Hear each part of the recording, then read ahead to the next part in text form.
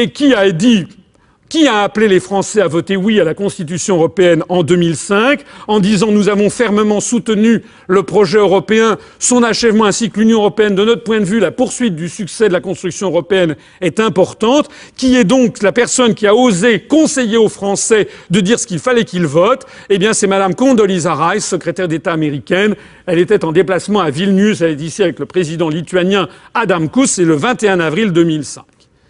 Alors pourquoi est-ce que les Américains poussent à la construction européenne? Encore une fois, venez m'écouter demain soir, pour avoir le dessous des cartes de cette opération. Il s'agit bien d'une opération de vassalisation.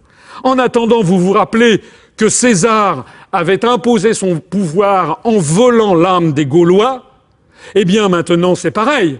L'oncle Sam a imposé son pouvoir en volant l'âme des Français.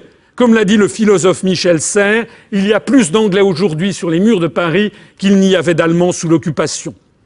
Ouvrez la radio, mettez les radios en modulation de fréquence, comme je le faisais hier dans ma voiture, vous passez d'une chaîne à l'autre, je vous assure qu'à partir de 22h, c'est vrai toute la journée, mais disons à 22h30, il n'y a que des chansons américaines sur toutes les radios françaises.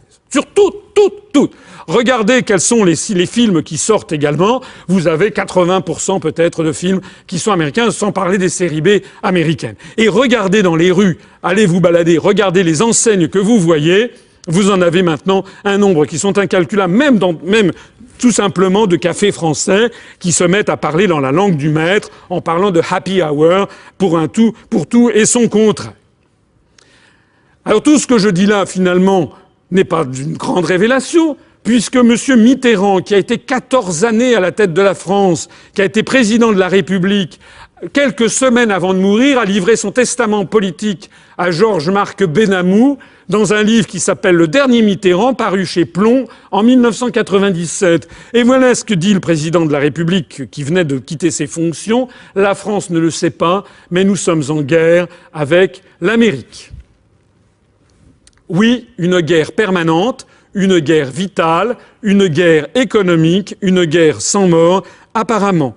Oui, ils sont très durs les Américains, ils sont voraces, ils veulent un pouvoir sans partage sur le monde. C'est une guerre inconnue, une guerre permanente, sans mort apparemment, et pourtant une guerre à mort. Ça n'est pas François Asselineau qui dit ça, c'est François Mitterrand. C'est quelqu'un qui a été 14 ans à la tête de l'Élysée, qui avait le code nucléaire.